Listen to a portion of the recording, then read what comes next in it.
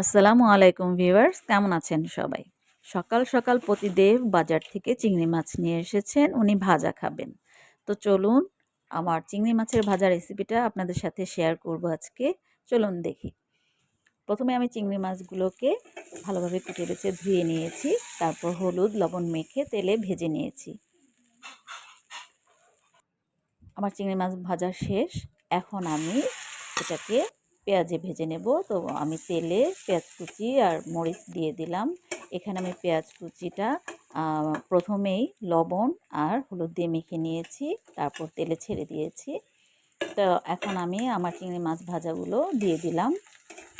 এখন এটাকে আমি ভাজা ভাজা করব। পেঁয়াজ সহকারে আমি চিংড়ি মাছটাকে শুধু তেলে ভাজবো। তো আমার চিংড়ি মাছ ভাজা হয়ে গিয়েছে। এখন আমি ধনিয়া পাতা দিয়ে এটাকে পরিবেশন করব। ব্যাস হয়ে গেল আমার চিংড়ি ভাজা।